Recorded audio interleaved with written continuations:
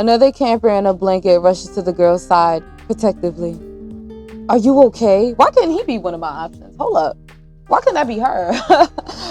Yeah, I'm fine.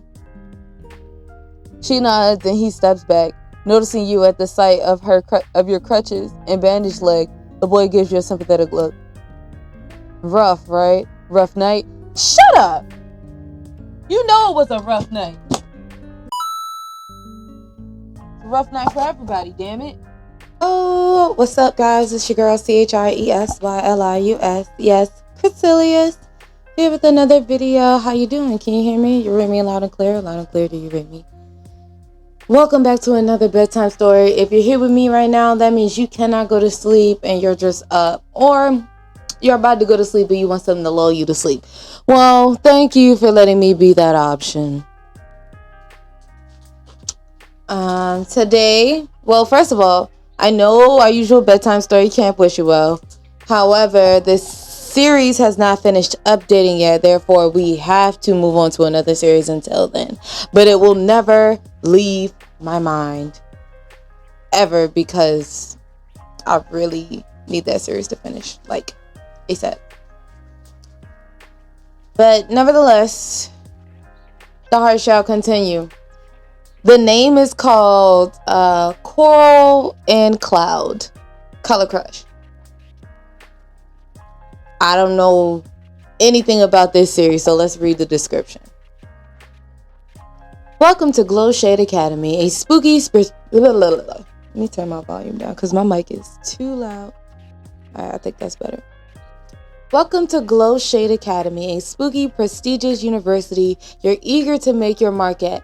As a new student, you're ready to do well, make friends, and maybe fall in love. But you're on your first day. But on your first day, tragedy strikes. A classmate, your roommate, is found dead, and you're one of 4 suspects. One in peculiar captures your interest, and maybe even your heart. We'll see if this one. See, Can't Wish You Well grew on me because we got to know Ollie, and I love little baby Ollie. Like, I promise you, I don't think I'll ever love another character as much as I do him. Alright, my bad. I'm sorry, answering questions. Back to the stream. So, if you've been keeping up with a lot of my videos lately, you know I love me a good whodunit, murder mystery, will they, won't they, kill each other kind of vibes. So, yeah. I can't wait. I'm so interested to get into this storyline. Even though the bio didn't really give us much, but we still here.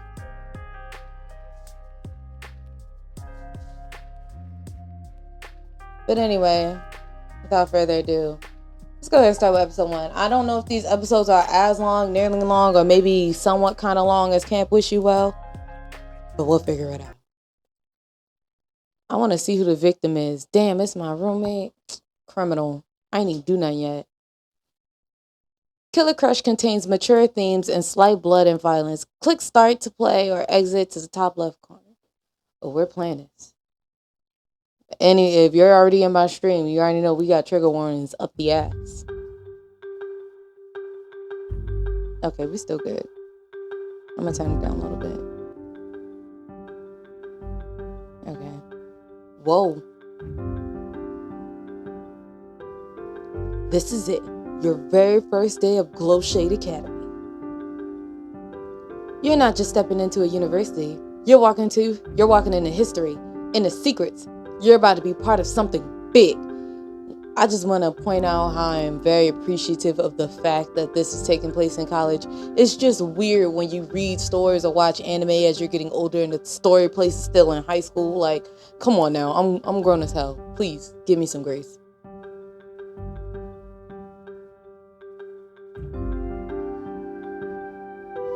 TV might not be loud for y'all, I don't think, but I'm still gonna turn it down. Okay. Yeah, that's better. You still can't believe you managed to get into such a prestigious institution with your shabby grades. Shit. I didn't click that. Oh, right. The air smells faintly of incense and old books. And every hallway seems to have a story of its own. The stone walls are like something out of a dream or maybe a nightmare. Hi, Sun. Oh my gosh, I get to be your last class. Am I your last class for the day? Story time. Oh, thanks for coming. Oh my goodness. I hope class is going well for you, and I hope you're able to keep up, pay attention. You missed a lot of school. But I digress. Hi, Sun, I miss you. This is a murder mystery. Who done it? We don't know anything yet. We literally just started. You made it to the beginning. Props. This is development. The development you didn't have back in the States. I love how you're developing. You feel like you're in Transylvania. Despite the vintage vibe you usually find comforting, something about it sends chills down your spine. Why are you freaking out? Don't freak out. You've got this. You straighten your back, you take a deep breath, walking forward with a new sense of purpose. Well, new-ish. Okay, you've got this. Just act normal. Stay cool, stay confident, don't look lost, even though you're very, very, very lost. The sound of your steps echo. It feels like the entire academy is holding its breath, watching you, judging you. You can almost hear the whispers of the students as they walk past.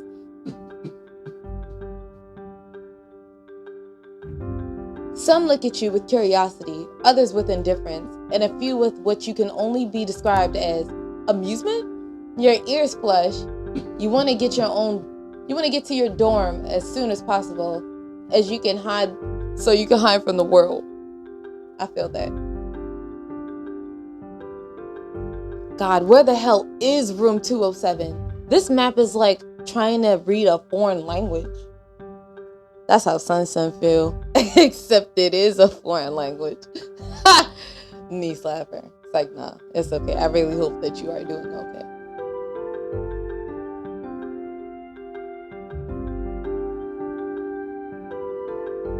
The university feels alive in a way that you can't explain. You can't tell if it's haunted or vibrant or both. You feel it in the old paintings on the wall, watching at you with scrutinizing eyes. Jesus. History. With a sigh of relief, you finally stop in front of your door.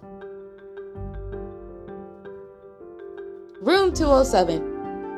You swallow, hand hovering over the handle, unsure of what awaits behind it, your bedroom. From behind the wooden door, you hear faint music blaring. Ooh, another bedtime story. This one is about a murder mystery. Who done it? And the victim, none other than our roommate. It was our roommate. But we're new to this school. You grin. Sounds like your new roommate's got awesome taste. God, our roommate's cool and they die. Okay, here we go. No turning back now. Just walk in like you own the place. I mean, you rent the place for a semester. You turn the handle. Oh, he's naked. Good God, he's naked. I promise y'all I'm pressing the button. I'm pressing the button. Okay, there we go. You turn red in an effort to look anywhere else. You glance behind the guy and spot a guitar.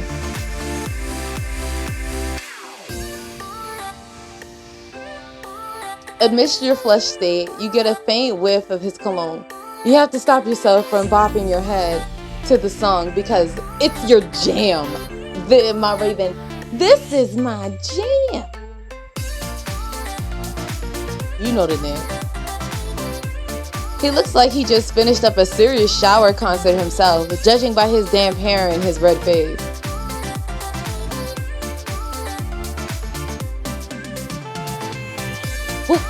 What the hell are you doing here? This is the men's dorm. Hey, I made a mistake. For some reason, you didn't expect him to start talking. You start stammering. I'm so sorry. I'm new. I must have.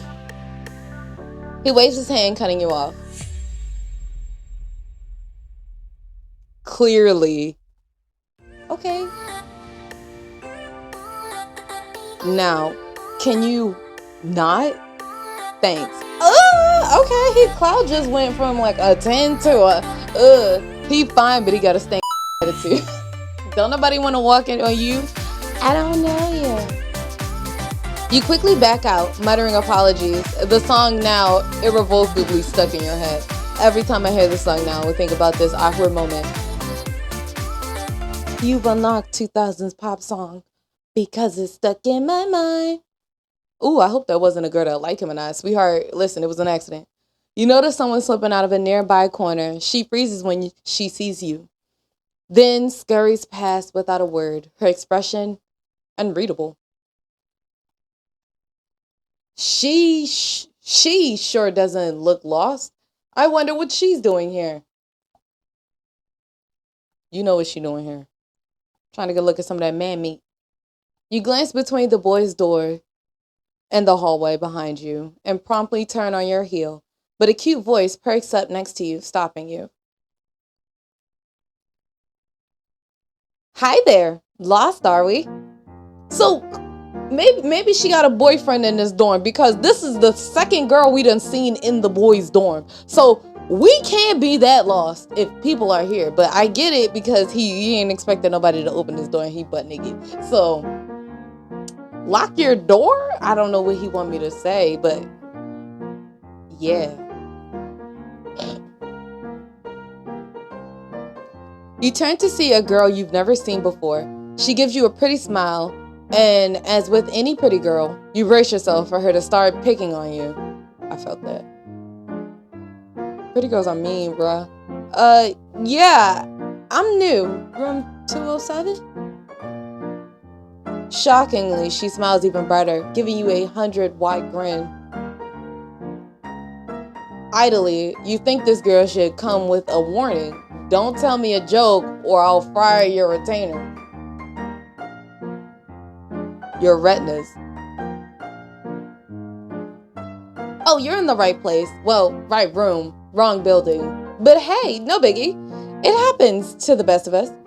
I'm Carol. I'm Coral, by the way. I think we're neighbors, yeah? Yay! I think we're neighbors, yay! Oh, Coral's so nice. I hope she stays that way.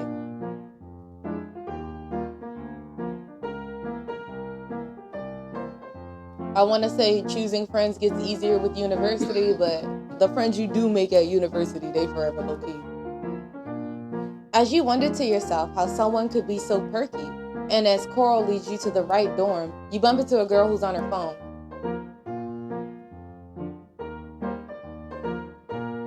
She sucks her teeth at you, not looking up. Girl! Watch it. Sorry. I promise you, as soon as I start getting options, this goody-goody egg gonna be out the door. We not playing that. Ignore her. She's, well, Clover. You're not trying to shake off the uneasy feeling Clover's glare leaves behind as you and Coral approach your dorm. Ain't nobody thinking about Clover. Here we are, room 207. Do you know who your roommate is?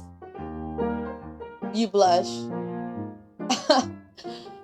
Can't say I do.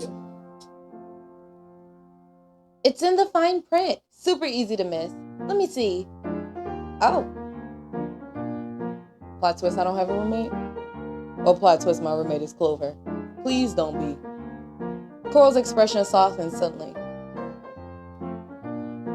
Shifts suddenly. Girl, come on, get on with it. You'll be sharing a room with Carrie. She's nice. That pause leads me to believe otherwise. You look at Coral with a raised eyebrow. There's something in her voice that doesn't quite add up. that don't quite equal that Carrie's nice.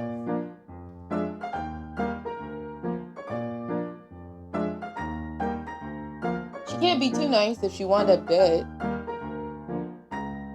If I'm going to be rooming with this care girl for the rest of the semester, I should... Bro, I keep telling y'all I'm gonna keep logging in to get more coins. I haven't been, I promise you. Like, next week we're gonna do better. Okay. I'll find out for myself what kind of person Carrie is. I hope you guys get along, but also don't stress about it too much if you don't. Why wouldn't we? No reason. Anyway, here's my number. I gotta go, but give me a holler if you need anything. Neighbor? At least she's nice. Coral punches her digits into your phone and dashes off in a flurry of pink. Coral is cute. You smile at her contact, excited to use it. Our first college friend, yay!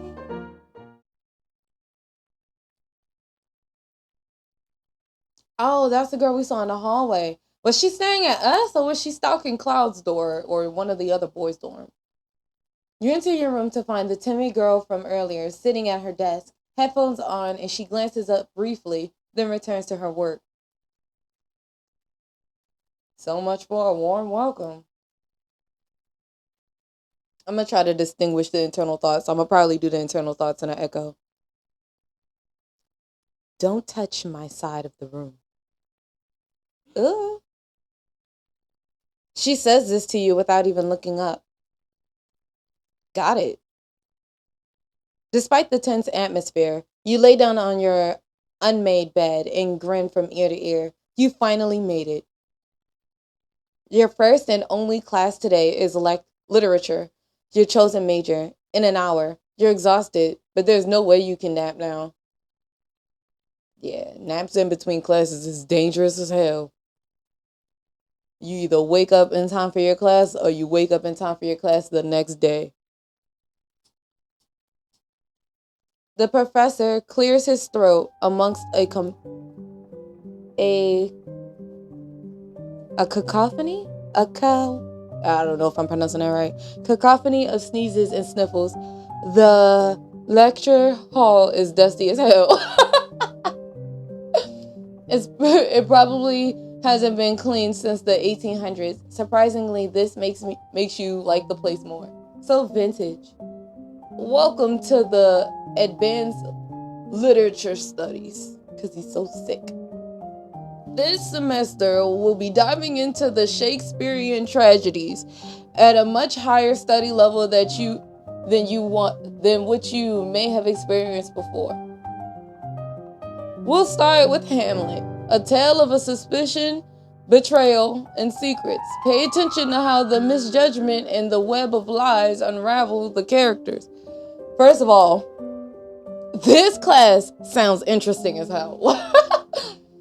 Sometimes the most obvious villain isn't the one pulling the strings. The class murmurs, exchanging glances. You feel a chill run down your spine, the professor's words echoing ominously. What a warm, cozy start to my first day in my new university. Totally not bad omen or anything.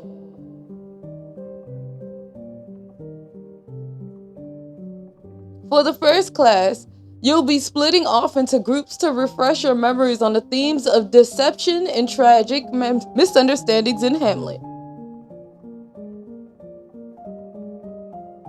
I'm sure you all could use a refresher. You do well to get to know your group mates because they'll be yours for the rest of the semester. A chorus of exasperated groans emits from the class. The professor doesn't react and calmly begins listing off names. You tune out the monotonous stream of names, only snapping back to the present when you hear a few familiar names.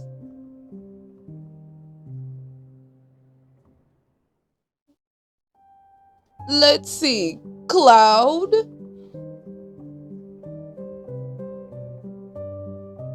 Clover, Coral,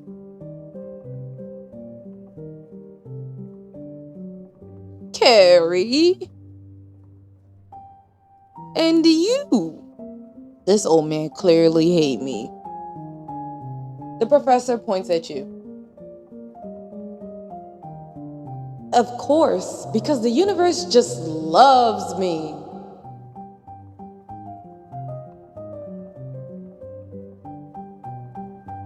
You glance around at your new group mates. Coral gives you an encouraging, almost overly enthusiastic smile. Clover groans audibly, while Carrie remains utterly expressionless, scribbling in her notebook. You recognize Cloud from earlier, your cheeks coloring. He's already leaning back in his seat, arms crossed, staring out the window. His posture is chill, aloof, but there's an edge of tension that you didn't notice before. There's a heaviness in the air when the other students glance at him. You wonder why. Is that really the same guy I saw in the dorm earlier? All flustered and jamming to his music? Isn't this great? I love Hamlet. It's such a complex story. Don't you think? The drama, the characters, the tragedy. We get it, Coral. You read the book twice already. Actually, Clover, 3 times. And I even did some extra research on Ophelia's character's arc. Did you know she... Coral, maybe let someone else talk for a change. He tilts his head towards you. Coral pouts at being cut off, but goes right back into grinning. Coral seems like such a Pinkie Pie.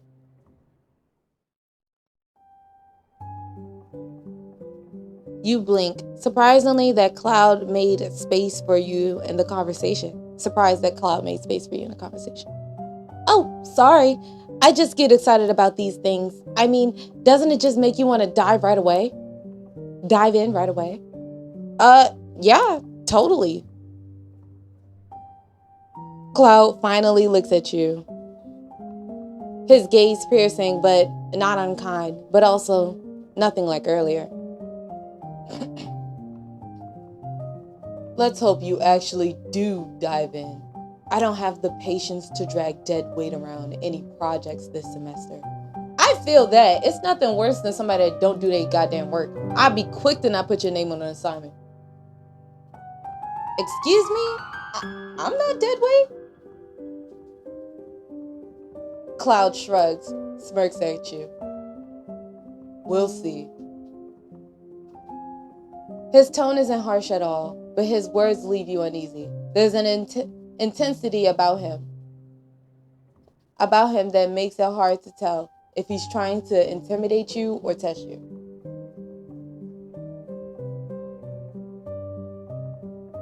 I'm judging, my fault. Dive right away. Dive right away. Did it sound like die? It's definitely... It's dive right away. Bye, babe. Charming as ever. Mr. Headmaster's son. Damn, why she expose him like that? Cloud's face flushed red. Your mouth forms a silent "oh." You get it now. Coral clears her throat. Okay. Everyone, let's focus on the discussion. All right? This is such a great opportunity to collaborate and really connect as a group. This is gonna be a long class.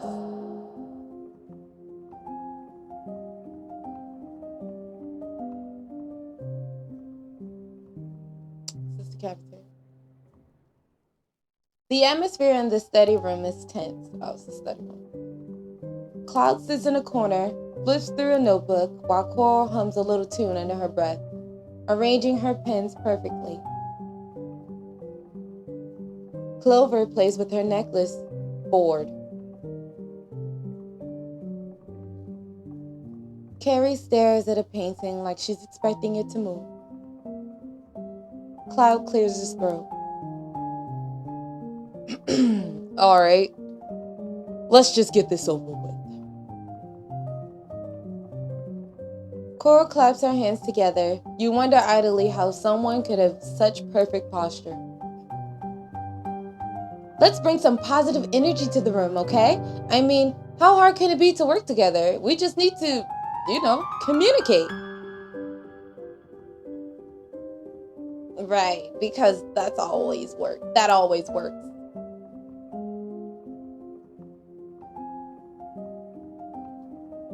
This is already a mess.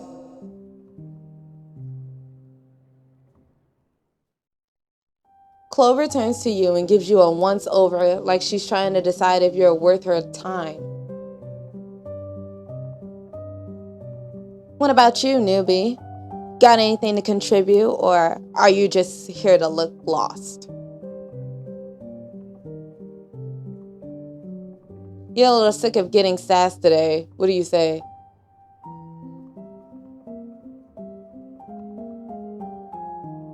I'm supposed to be here. It's literally my major. I would hope so. That's something I would say exactly verbatim. It's literally my major. It comes out a little haughty than you'd like. Clover smirks. Looks like you got a little Miss Know-It-All in the groove, huh? That's fun. All right, Major. Let's see you back it up.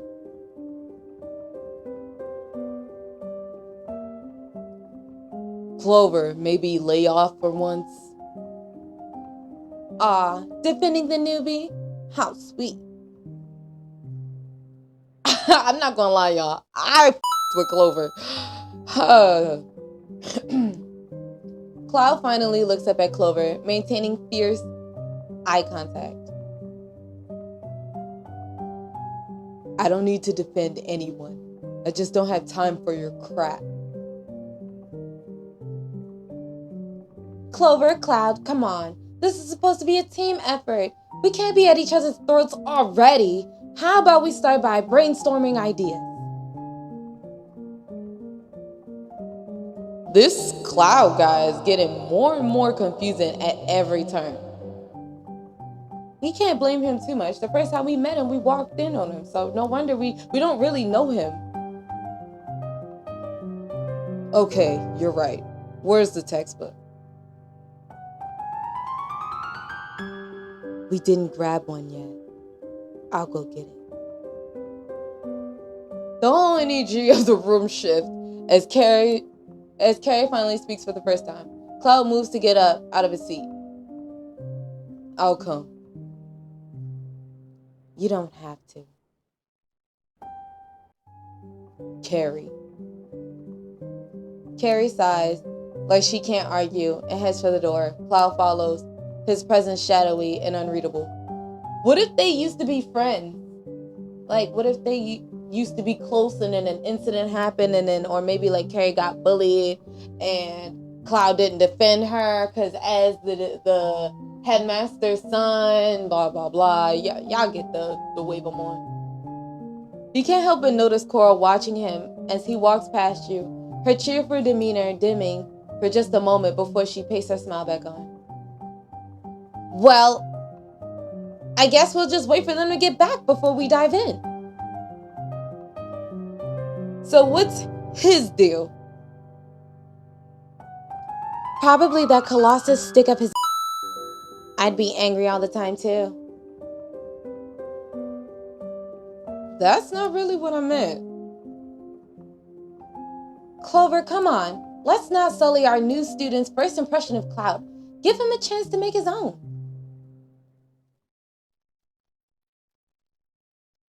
I don't want to hear from you, princess. We all know you're in love with him. I was thinking that. It's giving that she like him because of the way she walked away and...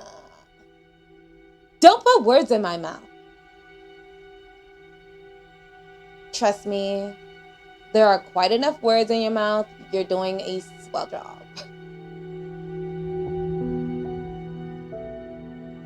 I am so sick of your Damn. Suddenly, the lights flicker and go out. A shrill fire alarm blares, and the sprinklers rain down, soaking everyone. What's happening? This can't be normal, right? Obviously not. You and the girls clamor over each other to try to leave the study room. You think you feel Clover knee you in the stomach. Oof!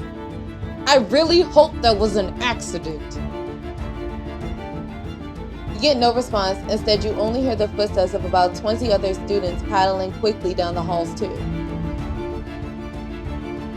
Where are Cloud and Carrie?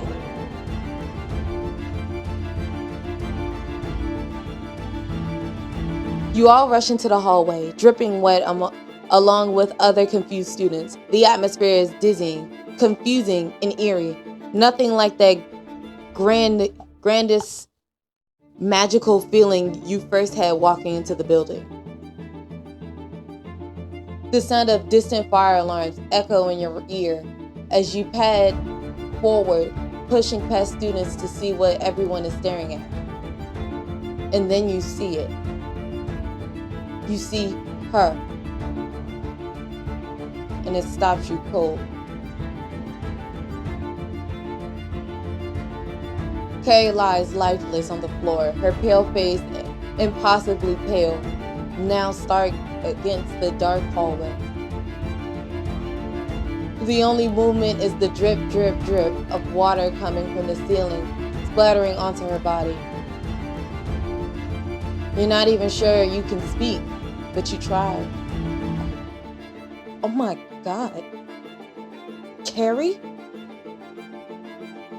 Your legs feel like they're about to give out. She's dead! Oh my God! Any trace of the cheerful quarrel from earlier is gone. Her hands are pressed onto her mouth as tears stream down her face.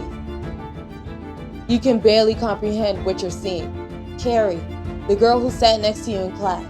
The girl was just sitting next to you. Dead.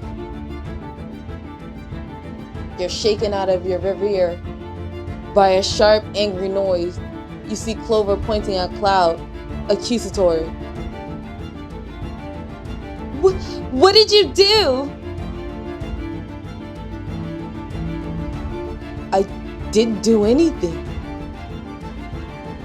That's Benny, because you were the last person to see her. Benny, how you always around when things go wrong. The words clearly sting Cloud, but it's a little hard to focus on him when Carrie is dead in front of you. Big picture. Let's focus. Coral manages to stop crying for long enough to glare at Clover. No! The girl with the black hair, the brown hair, my roommate. Carrie's dead. Leave him alone. You know, maybe it was you, Clover, always looking for a fight. Don't turn this on me. And besides, how would I have done it? I was with you the whole time. Enough. I know, we fucks with Clover. It's crazy toxic energy. She bought her shit. Cloud's panicked voice cuts through the air, weirdly commanding authority. And in that moment, you can feel his true identity, that of the headmaster's son.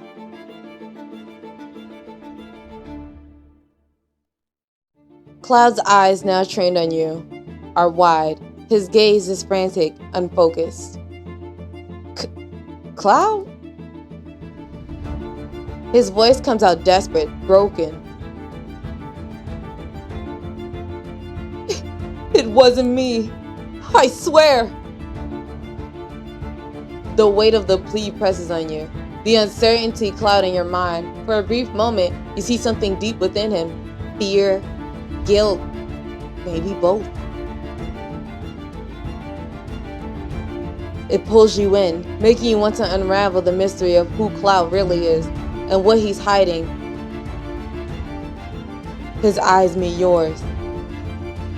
Please. You have to believe me. I don't know you! This is my first day. I don't know any of y'all. As far as I'm concerned, y'all all guilty. Yeah, I'm glad. Even if I had the money, I wouldn't have picked it. I don't know what to believe. I don't know why we all assuming that it's just the four of us has to be the prime suspects for the most part, because there were other students running through the hallway when they found her. Like, there could have been somebody else, but Cloud went with her. So why are we just assuming that it's just us as a that don't make sense. Why are we the only suspect pool?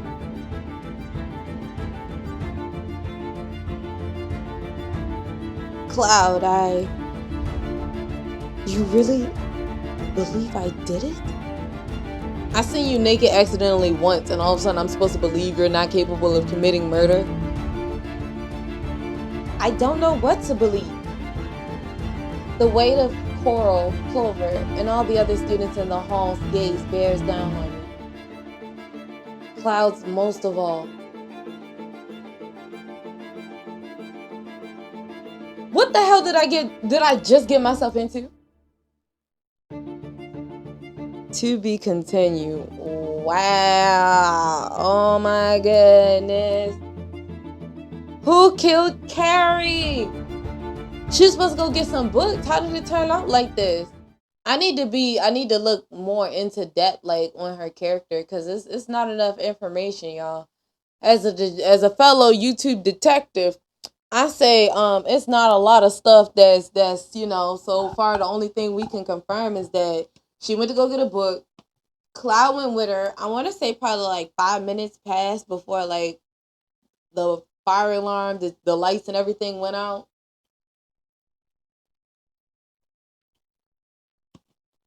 I'm not saying Cloud is innocent. I'm saying that we have to hear his side of the story because he is a primary suspect. Yes.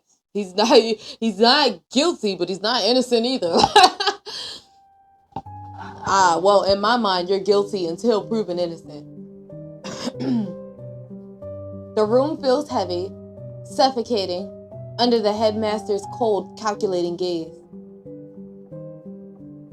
You sit with Cloud, Clover, and Coral at a long mahogany table, each of you tense and unwilling to meet each other's gaze. Oh, my bad, I'm bad at words. Each other's eyes. The only sound is the faint ticking of a grandfather clock in the corner. You make eye contact with, I want to say Clover, like, item not discovered. Did I miss something? Well, all the other answers I had to pay for, so maybe. You look and lock eyes. You and Clover lock eyes. She gives you a subtle but encouraging nod. You barely contain your surprise at her support. I'm sure you're all well aware of why. Hold on, wait. Maybe I should try a voice changer. I'm sure you're all. I'm sure you're all. It sound like a. I'm sure you're all.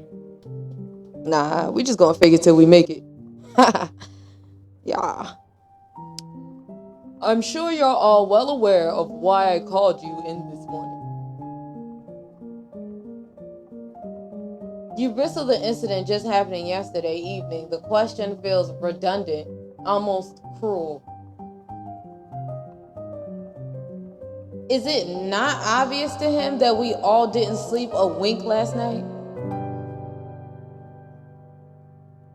The man clears his throat and marches on. Carrie's death is without a doubt a terrible tragedy. She was an esteemed peer of many and a dutiful student, a dutiful scholar, a friend. But the academy will not descend into chaos. Make no mistake, this was no accident. Why is he so certain? You shudder. Some part of you wants so badly to believe it was an accident, that she had just slipped on the water and landed wrong. To hear that it was a clear-cut murder it gives you chills. Given that you were all with her before her last moment, all four of you are suspects until proven otherwise.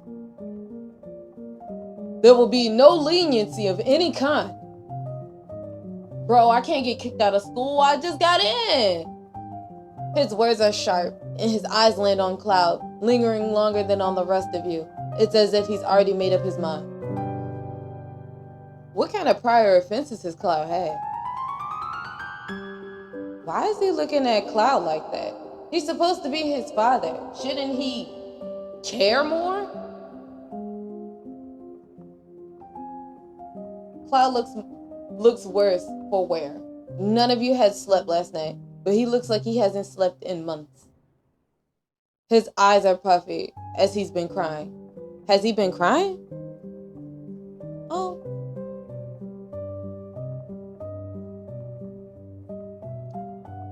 Sir, if you ask me, this whole thing is a waste of time. We already know who the obvious suspect is. If you've got something to say, Clover, just say it. Clover rolls her eyes, like that isn't the answer she wanted. Coral clears her throat, a valiant attempt to diffuse tension.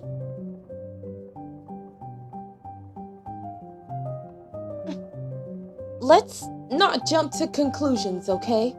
We're all stressed.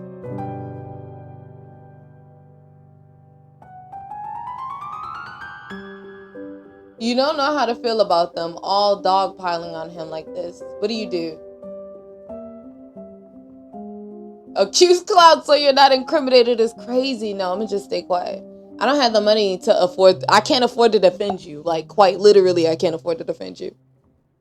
One of these days, I'm gonna be able to buy something, and it's gonna be an important decision, y'all. I promise. You open your mouth to speak, but think better of it. Anything you say can make things worse for Cloud and for yourself. The headmaster's gaze lingers on you briefly before he moves on. Unimpressed, Cloud's shoulders stiffen. In any case, until further notice, all four of you are suspended indefinitely. Excuse me? You'll remain on campus as I work with authorities to conduct further investigation, but you are prohibited from attending classes and extracurriculars.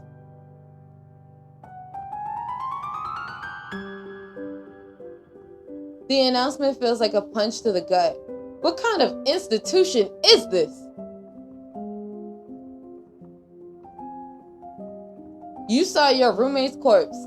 That shouldn't be grounds for punishment. Like, for real, I'm a victim. Coral seems to share the same sentiment as you. Her mouth falls open in disbelief.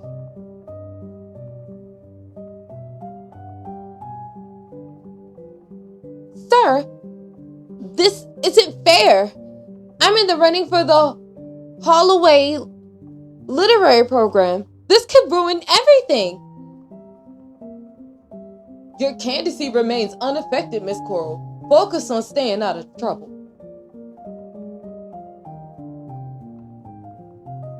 Coral exhales sharply, her perfect posture cracking for a moment.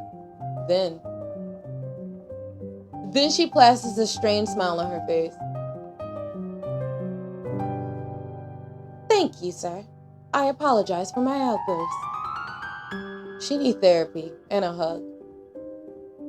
The headmaster sighs like he's bored. He waves a hand, dismissing you all. Now take your leave and have a good long think about what happened yesterday. And when you're ready to tell the truth, you are welcome to come back. What if I am telling the truth? You just don't believe me. I don't know what to do about that. That's not my fault.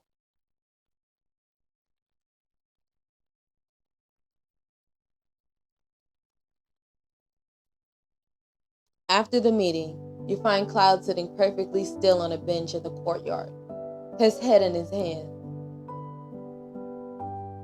It's a beautiful day, but nothing about it feels so.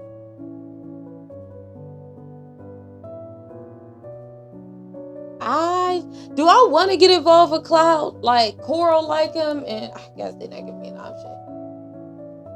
Cloud looks up, makes eye contact with you, and turns away. His face a thin mask of indifference. I ain't got no choice. You approach Cloud, but Cloud stands abruptly, his expression shutting you out. Don't. I'm fine. No, he not. You hear this music? He's not fine. You walk away. He walks away, leaving you in silence. I'm sorry, I didn't want to be in this conversation already, so I'm mentally exiting myself out the conversation. Then I gotta go back to my room, give me a new dorm. Later that afternoon, you hear a soft knock at your door. When you open it, Coral is standing there, her usual bright smile, firmly in place. You were thinking of calling her. Hi. Aw, finish the vid later. Bye, good night. Hi. Just wanted to check in. Today was rough, huh? Yeah, you could say that. Coral steps closer and puts her hand on your shoulder. Carrie, it's just so awful, isn't it? I keep thinking about how quiet she always was. You just never know what people are going through. Yeah. Her eyes flick briefly to Carrie's side of the room before she flashes you another smile. Well, if you need anything, you know where to find me. The words feel empty, but you attribute that to the growing dread in your chest. You manage to smile at your sweet neighbor. I'm not gonna lie, I'm glad she said that the words felt, very dry. Like, I didn't feel anything from that either. Yeah, you too. Don't call me though. Thanks, neighbor. Listen, Cora seems like a sweet girl. I promise you, she really does to me. But considering I just got to the school, my roommate died, I don't trust nobody. I don't trust Cloud. I don't trust Carrie. I like Clover. I'm not saying I trust Clover, but I like her. You glance at Carrie's side of the room, like Coral did, and feel a chill run down your spine. You lay back and try to sleep. So are the authorities gonna come and search my room? So can I get a different dorm?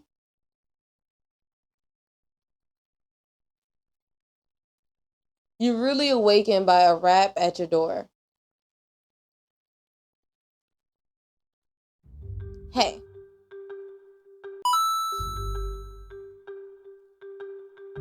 I got a feeling you might be able to help me. Don't make me regret this, alright? Okay. The hell? You want to do some further investigations with me? Since the headmaster seems to be okay with taking his sweet old time.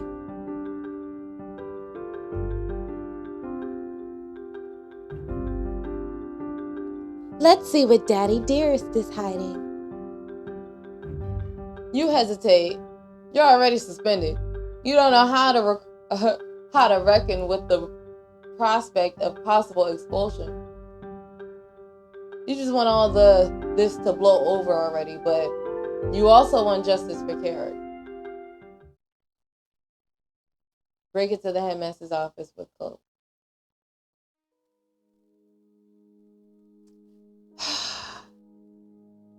These are how the odds are stacked against me, chat. I really want to, but I can't.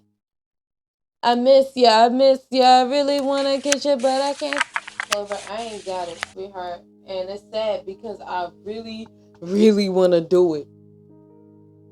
Alright, y'all. So I'll tell you what, I get the funds, I'll go back. Yeah. I don't. Yeah. And get into more trouble? No thanks. Please force me to go. Force me to go. Force me to go. Force me to go. Force me to go. Shoulda known. Have fun sitting around while your roommate is dead. I'm gonna go get some real work done. She turns on her heel and walks away. You're left winded in every way imaginable.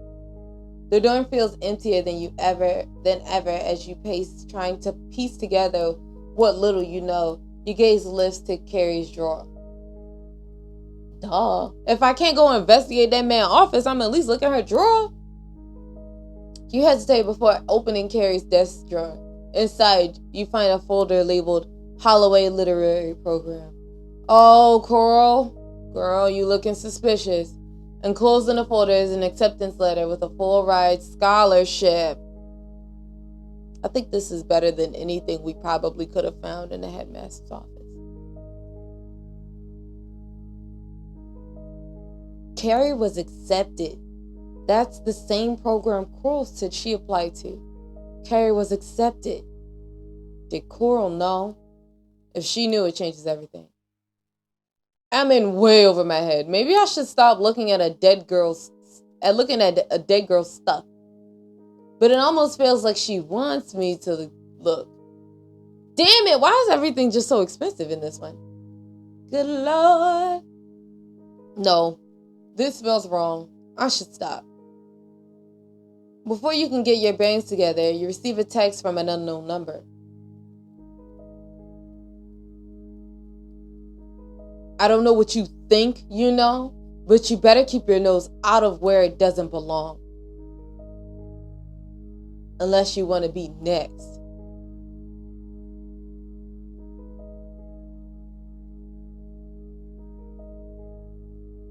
It's Coral. She's my primary suspect now. She's my neighbor. Carrie got accepted into the literary program that she wanted to be in. And I said what I just said out loud. So if she heard me... Alright, y'all. My first suspect. I think it's Coral. The silence of your room is shattered by the soft buzz of your phone. The glow illuminates your face. Unless you want to be next. I should have read that in the voice. Next time. Your face flushes. How dare they threaten you? Who do they think they were? Threaten them back? No. What is this item not received? I should have stoked the flame. I should just investigate quietly. Before you can even exit out of the page, those anxiety-inducing 3 dots appears, typing. They're typing.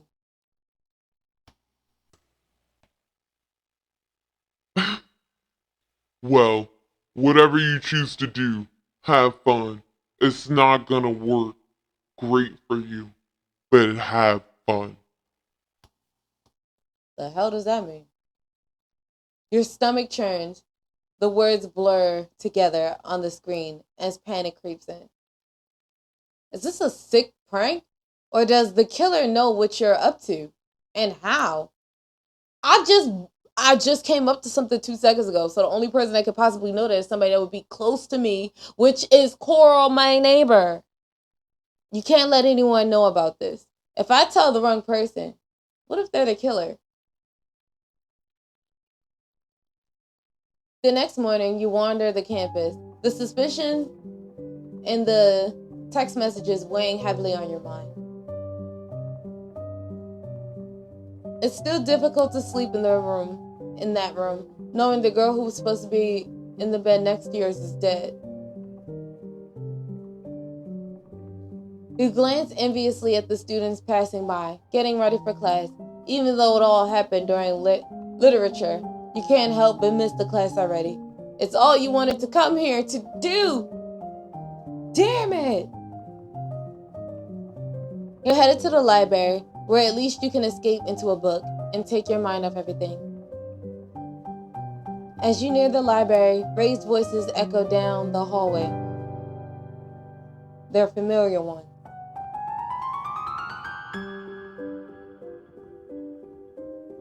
All you care about is saving your own.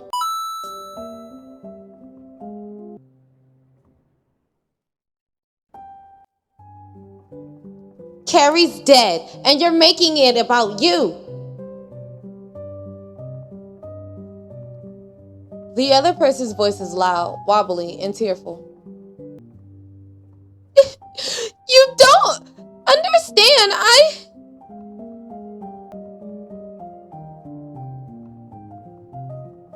You turn the corner to see Coral and Clover facing off. Coral's face is red and wet, her hands clenched at her sides, while Clover looks about, ready to pounce. You're so desperate to keep your perfect little life intact that you're willing to ruin his. Oh, did she figure it out already? We did too. We didn't need to go to the office with you. We still figured it out. Do you not see how pathetic, how messed up that is? Coral's face flushes darker. It's not like that! Well, what is it like then?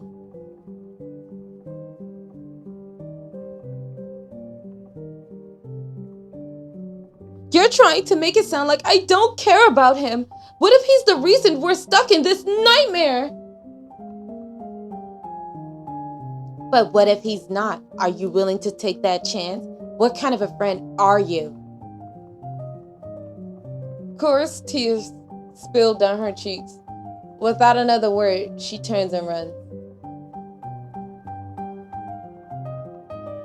I can already gauge what they talked about. Clover groans, running a hand through her hair, storming off in the other direction.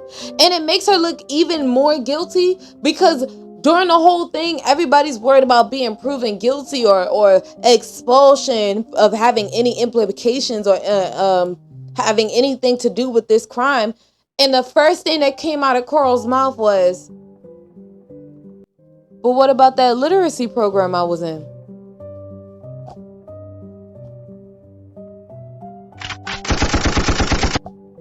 She gotta go. She gotta go. Wrap it up. Wrap it up. We out of here. Yeah. Cause what the hell? No. Chat, no. Clover groans, running a hand through her hair, storming off in the other direction.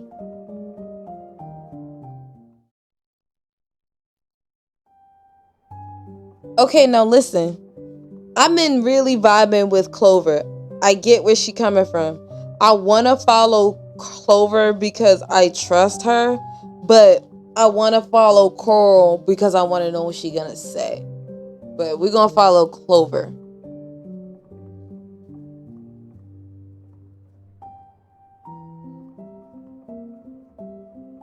We catch up to Clover in an empty classroom. She's pacing furiously, muttering under her breath. Are you okay? She snaps at you. Do I look okay? She stops pacing, her hands planted on the desk as she exhales sharply. The air between you is thick with tension, but you're not intimidated. She doesn't seem angry, just frustrated. You wait and eventually she just starts talking. Cloud and I used to be close ones. Best friends, even. But then out of nowhere, he just shut me out.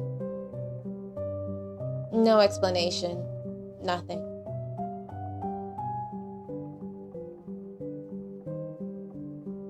That must have hurt.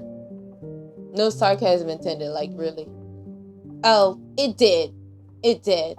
And I tried again and again to be there for him. But he pushed me away every time. I can't even find anything worthwhile about him on the headmaster's computer. And now, Coral's acting like he's guilty, just to save herself. It's disgusting. It's everything I hate about her, rolled up into one stupid moment. We peeped game first episode. She been weird, like, and ask yourself, why was she at the boys' dorm? Why was she there when we walked in on Cloud? Why was she already there? Is she stalking him? And now that her scholarship or her program or what she want to do with her life is on the line, she trying to sabotage him? Huh? What? What's even worse is I can't even defend him. He was the last person to see Carrie alive. He had this weird relationship with her he wouldn't tell me about. What other shit hasn't he told me about? What other shit won't he? Oh. She clearly somebody that just missed her best friend. And that's a heartbreaking thing, bro. Losing a best friend is the equivalent. You can be as hurt about losing a best friend that you can about losing a partner in a relationship. Like, that shit still hurts because you put time and effort into it and you genuinely care about that person. You want them to shine. It's crazy that y'all can't shine together. It's a big ass sky, bro. It's room for everybody, but it be like that. Her voice shakes and she looks at you with red brimmed eyes.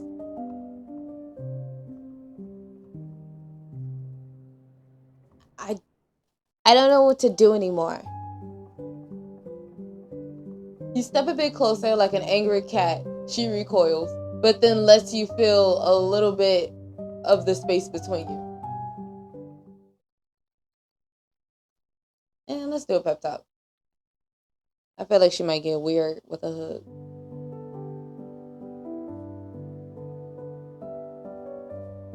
Hey, I'll tell you what we're gonna do.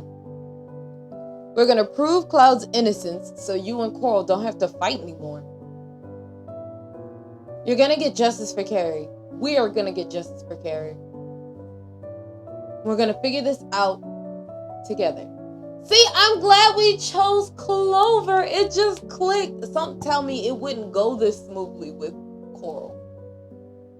You're such a dork. But thanks. I kind of get the same vibe from her that I got with Destiny in Can't Wish You Well. And yeah. And notice how we got just slightly closer to Coral, but not like super close.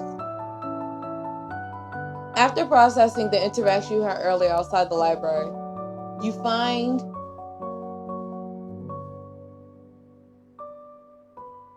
yourself drawn to the literature classroom that night. Maybe it's because you didn't get to read earlier like you'd planned to. Or maybe it's because you feel like Carrie's presence is everywhere in this class.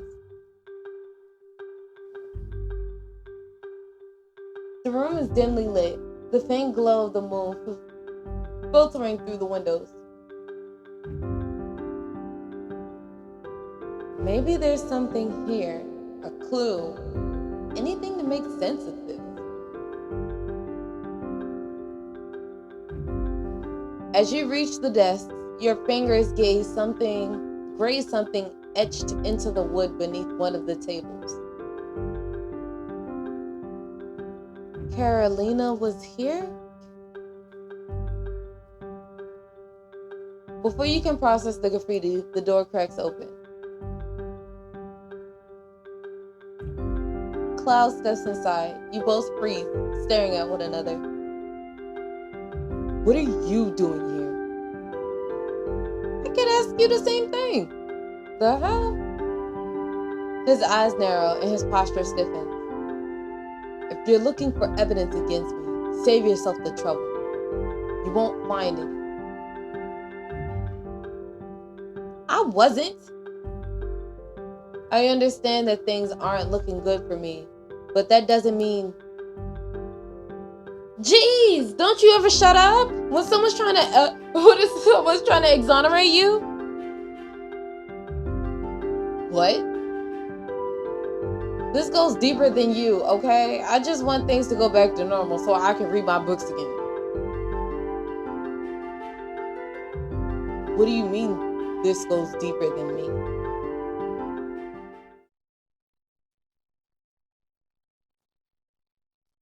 How was I supposed to gain anything? I didn't go anywhere. I don't know. Just a feeling. You carrying the headmaster, you're all connected somehow. There's something you're not telling me, isn't there? Why would he tell me? He don't know me. Cloud sinks into a chair, burying his face in his hand. You tone down your intensity and not expecting that strong of a reaction. Carolina. Miss Carolina was Carrie's mom. He nods at the desk you're standing by that has Carolina was here etched into the surface. Does that have to do with anything, though?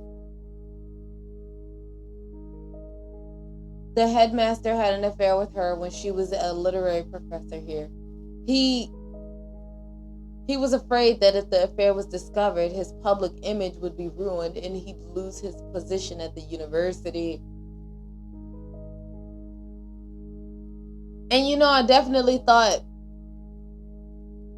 that something happened between the headmaster and Carrie too. Like, not on those kind of levels, but like I thought they had kind of like, cause he seemed kind of, when he talked about her, like it was a vibe. So he discarded her, told her to disappear, and she did. And then she died a long time ago. And Carrie? She was their secret, his best kept secret, hidden in plain sight. He thought having her go to school here was so brilliant. She was my half-sister, but also my friend. Dad said it would bring too much attention to her if I was constantly hanging around her. Something Dad could risk, so I kept it quiet. What? I always kept quiet. Dad, he once threatened to kill me if I didn't. Your mouth drops open. What kind of father did that? What kind of dynamic you observed in the office yesterday is starting to make sense. But Carrie, she wanted to live her truth. She wanted everyone to know who she was. To expose what my father had done to Carolina. To give her mother justice. I tried to protect her. She wanted to burn my father to the ground that day, and I begged her not to, but she wouldn't listen. She was so angry with me. His voice breaks. Tears well in his eyes. And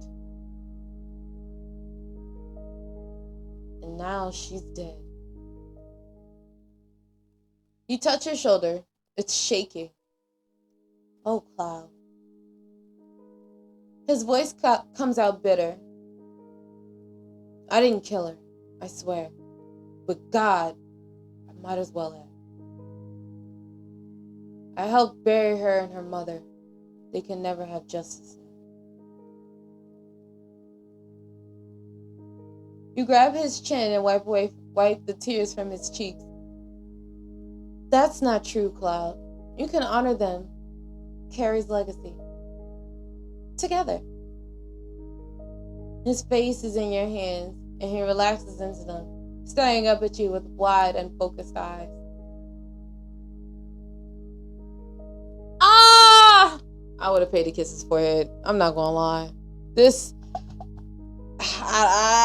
Sometimes you need to develop the Ollie development from a guy, and sometimes you just meet your Cloud, and you just know, because if you meet a black guy named Cloud with white hair, it's meant to be. You pull Cloud into a tight hug. He stiffens at first, but then relaxes and buries his face into your shoulder. We're gonna fix this, okay? Thank you. By the way, have you guys drunk water today, tomorrow, yesterday, whatever time it is for you? Have you drunk water? Huh?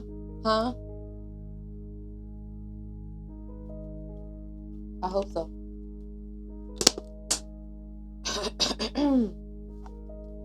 I don't deserve this, but thank you. Oh my God, dimple!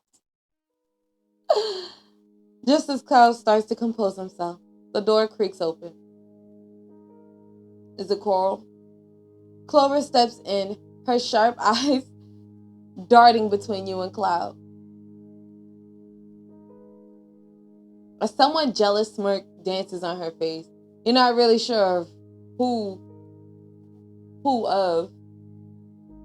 Well. What's going on here? Nothing. We're just...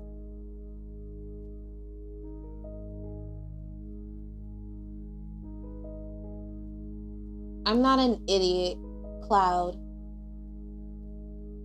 But further argument can escalate, your phone buzzes. You stood cold.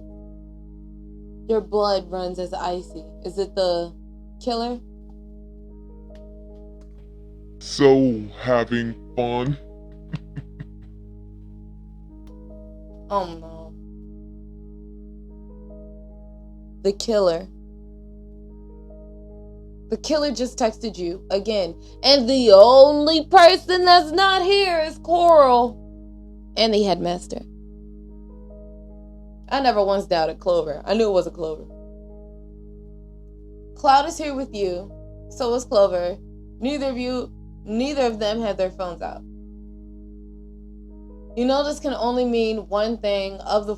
You can only mean one thing of the four of you. Only person not here is Coral. Oh, God. What? What is it? This... No! Somebody else gonna die! I'm sorry, Cloud. I love you. But God, don't let it be Clover. The room is suddenly plunged into darkness. It takes all of your breath away. Not again. Through the pitch black, you can feel Cloud's calloused hands. Jesus, my literacy is kicking in. Calloused hand grip yours. Stay close to me. You ain't gotta tell me twice. Your phone buzzes once more. You can barely find it and you find it in you to look at it, to read the words, but you look down at your phone, the screen light harsh in the darkness. You won't for much longer.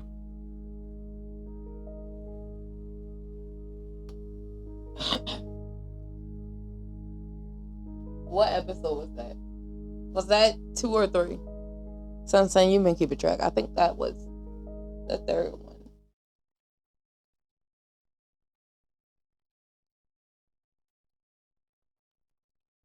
Or it might have been the 4th one. No. I think this might be the last one. And y'all, I don't want to just be starting stories and not finishing them. But if I start them and then not finish, I don't know what y'all want. In the pitch black darkness, you, Cloud, and Clover all hold your collective breath. You hear footsteps coming from outside the classroom, hitting the floor with such a cadence that you can't help but feel like they're deliberately trying to scare you. Do you hear that? The oppressive silence is broken by another buzz of your phone. You can barely bring yourself to look. I warned you.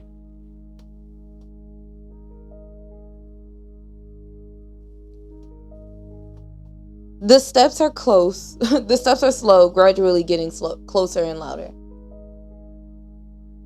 Someone's out there. Before you can even finish speaking, the doorknob rattles. Then a bang on the door. This is so messed up. They're right outside. The killer. If they're still here, maybe we could. You can't see Cloud, but his grip on your hand tightens. You feel him tremble.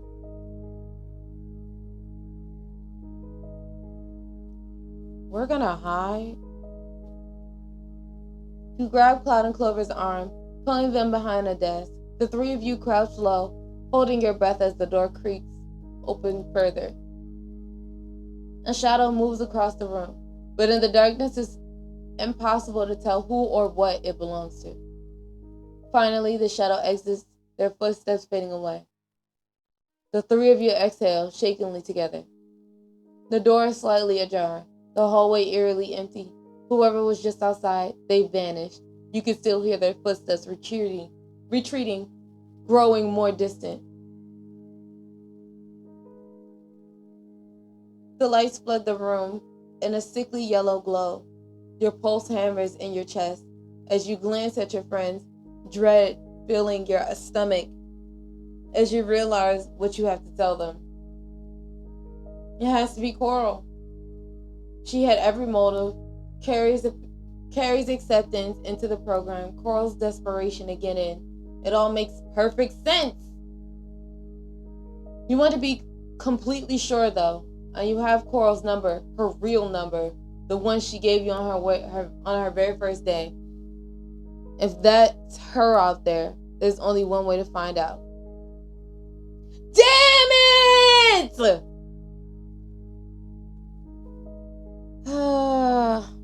I guess we'll play this out. Your fear overrides your drive. Plus, she could have easily figured out a way around the technology. It's fickle. Clover exhales sharply, breaking the silence. Okay. What the hell was that?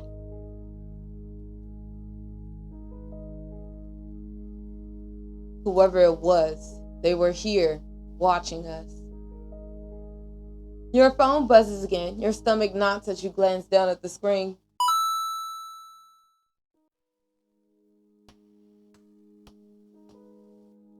Who is it? Oh, just the killer. That was fun. It's the killer.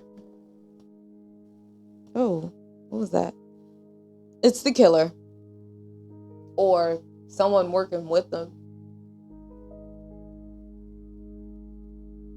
They've been texting you? And it makes sense because she has my phone number. Cloud looks a little upset. And you didn't tell us? I wasn't sure who to trust, but now... You hesitate, gripping your phone. The pieces are falling into place. You can't keep this to yourself anymore. If it's not you, and it's not Cloud, then that means... Coral. Baby girl. Guilty as hell. The name hangs heavy in the air. Cloud shakes his head rapidly. No, that doesn't make sense. Coral wouldn't. Would she? It makes sense. No, the hell it doesn't, guys. I just got here and it makes sense. Come on, I don't...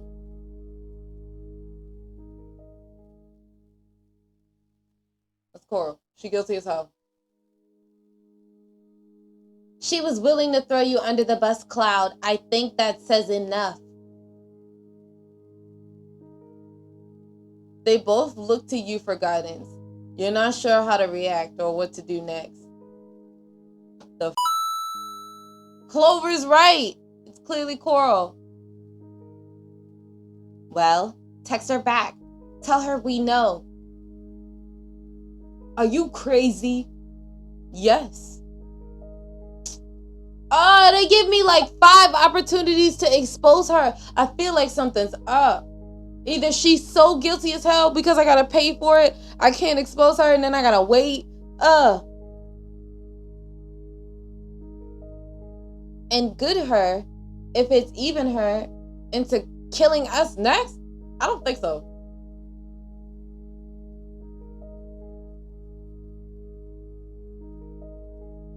Should have known you wouldn't have the balls.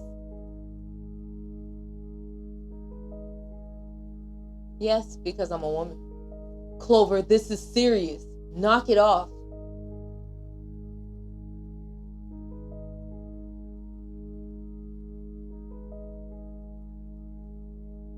No, I'm serious. We have the killer right in front of us, and you'd rather hide than catch them. I want to wait until we have more evidence. You and Clover both glance pointedly at Cloud, who looks away. What evidence could we possibly gather on her? She's always been perfect. Her record is spotless. Or so we might think. That's what they want you to think. Sometimes they become perfect because their record isn't spotless. The absence of evidence doesn't mean the evidence of absence.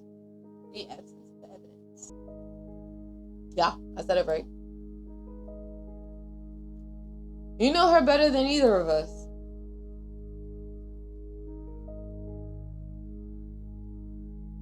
This feels wrong. Clover rolls her eyes. You softly tap her shoulder, shaking your head.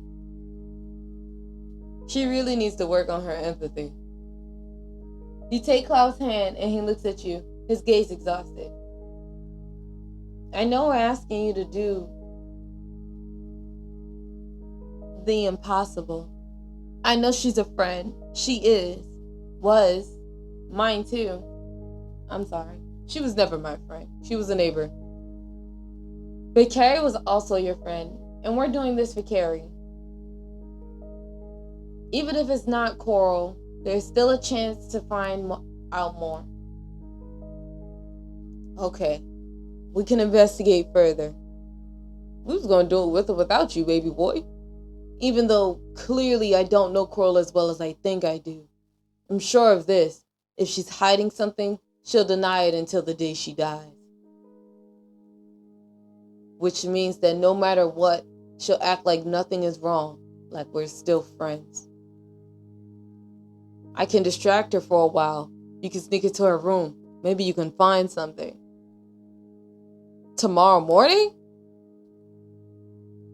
First of all, it don't matter when it is. It could be tomorrow night.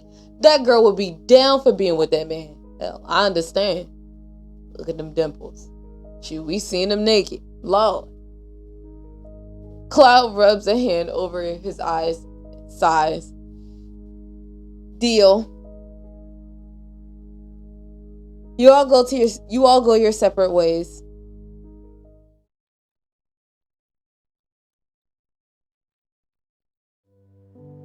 The next morning, Cloud approaches you in the dorm hallway, looking distraught.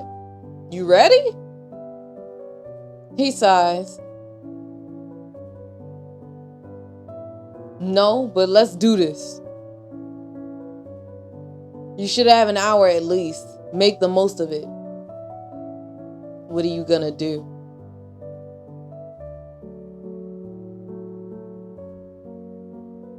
I'll take her out for lunch and try not to throw up.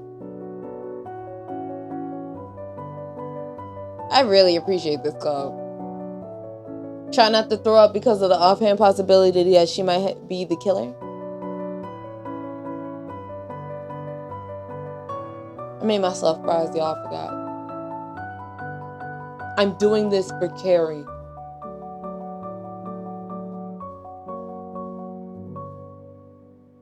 He sighs and heads for the student lounge where Coral is studying. You're not surprised she's still so diligent, even while suspended. The second he's gone, you push Coral's door open. Does everybody just leave their dorm rooms unlocked? Let's go digging. Are we okay with digging at her stuff because she's still alive? Coral's room is spotless, which means we'll be about to put everything back like the we found it. Or else. Coral's room is spotless and pink. Very, very pink. You look around and see a bookshelf, alphabetically organized. Her desk has a textbook open on it, and her bed has drawers beneath. Her closet door is slightly ajar. Let's go with the desk.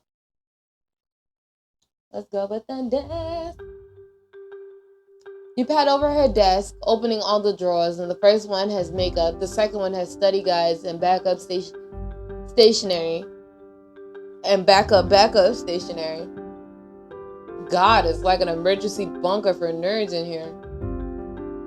You open a last drawer to find old picture frames of what appears to be her family. They look cold, mean. At least she wasn't lying about that.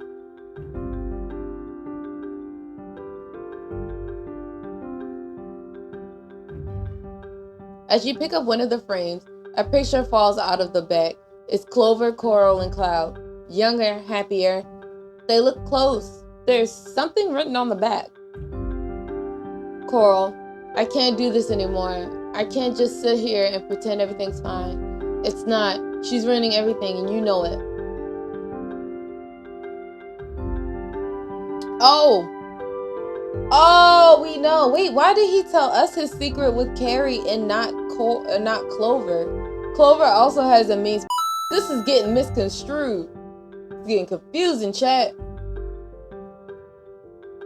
Now it seemed like Clover also had a reason to kill Carrie.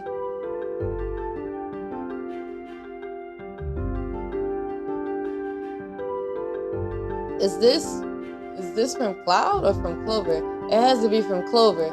She's ruining everything, Coral. I can't do this anymore. Because he started distancing himself from her so he can hang out with Carrie. And is it a cry for help or a threat? Well, she stayed away from him, so why would she want to kill him now? Clover was really bitter that Cloud stopped talking to her. Was that because of Carrie? Did Clover care this much? And why did Coral keep this?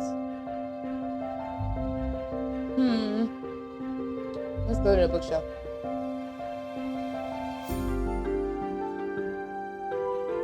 You run your hands along her books, which some have somewhat managed to color coordinate as well. You can get you can make book covers for your books. It's not that hard. Damn. Wait, I didn't read that last line.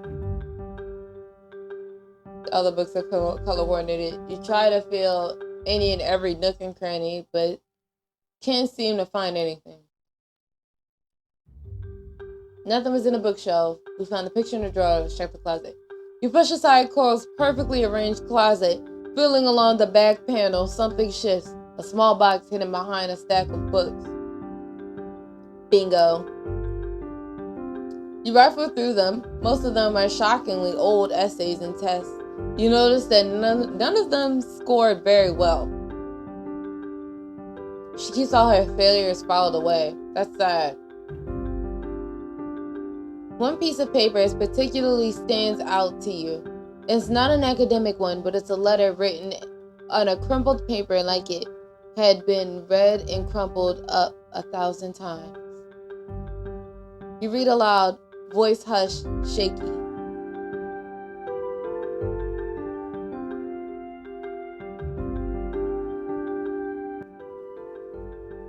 Cloud, I don't get it. I don't get what I did wrong. One day we were fine, and then suddenly you stopped talking to me. Like I was a stranger. Like I didn't matter anymore.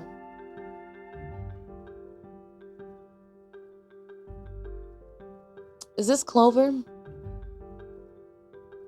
I waited for you to explain, but you never did. Just kept dodging me.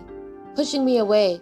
And that I figured maybe it was Coral. Maybe she got into your head. But it wasn't her, was it? It was her. Carrie. It was always her. It was always about her. I don't know what kind of spell she put you under, but it's pathetic. You weren't like this before. Before she came along. Before she started whispering in your ear, making you turn your back on the people who actually give a damn about you. Yeah, this is definitely Clover.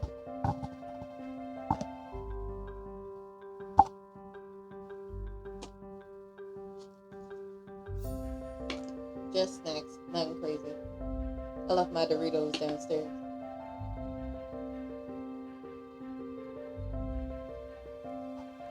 Now we get to read it in Clover's voice, because I'm at least 90% sure this is her. You think you're protecting her? From what? From me? Girl, literally from his dad. I should be the one protecting you, Cloud. The rest of the letter is scribbled out, like someone was in a panic writing it. What is this? Who wrote this, and why does Coral of all people have it? Now it's given we should have tucked the Coral. Okay. Oh, is it because I found a letter?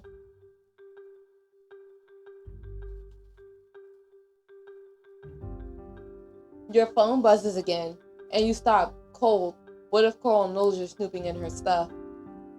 Trembling, you check your text. Hey, you should probably go back to your room. We're on our way. Find anything?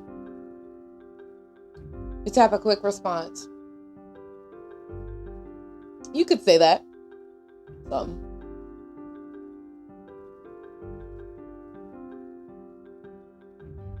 Meet me at the courtyard tonight. Maybe we can look through all of it together.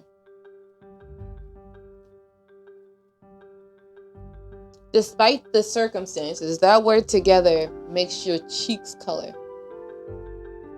You text him back. Okay. Plot twist is really Cloud. He playing everybody. He's a hoe.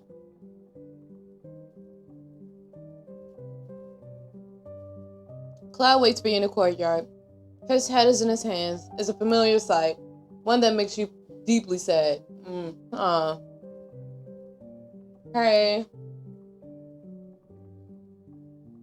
Hey.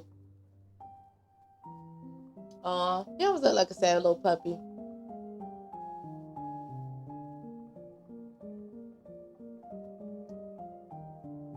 There's no room for small talk. What do you want to show him? Let's show him the photo first.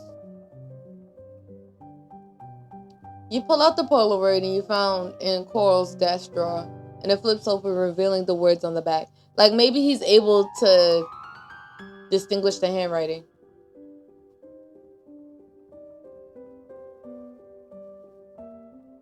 Cloud, talk to me. What does this mean? When Cloud finally speaks, his voice is hoarse. I pushed her away. His grip on the paper tightens. Clover and I used to tell each other everything, but I couldn't tell her about Carrie. I couldn't let her find out she was his daughter. And it's crazy because as your friend, I promise you we don't care about your father's infidelity. But I get that he's trying to hide it for the sake of his job, man. Like, bro, let me tell my friend, we don't care. We don't have to tell people. But my best friend would know. For sure. I gotta get another bottle of water, check. His voice breaks on the last word.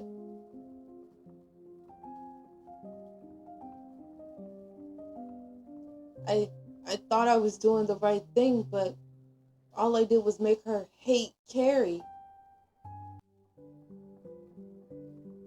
Cloud.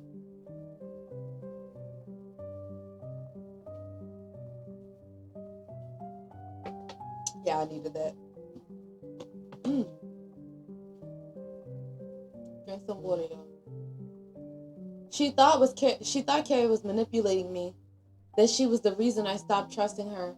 She had no idea what was really going on. He stares down at the words like it's a confession, like it's the worst mistake he's ever made. I mean, yeah, it probably resulted in the death of his sister. I never thought she wouldn't, right? She wouldn't? Cloud, we don't know for sure. He let out a shaky breath, pressing the heels of his hands against his eyes. If you tell her the truth,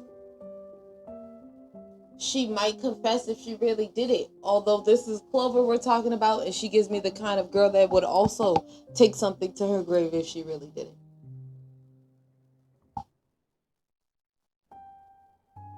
God, I can't believe this. You hesitate before placing a hand on his arm. Cloud, just because Clover wrote that, doesn't mean she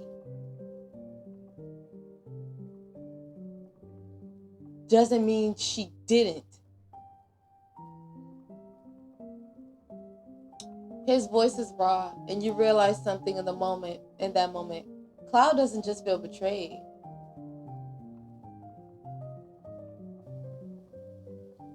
He feels responsible. To be continued.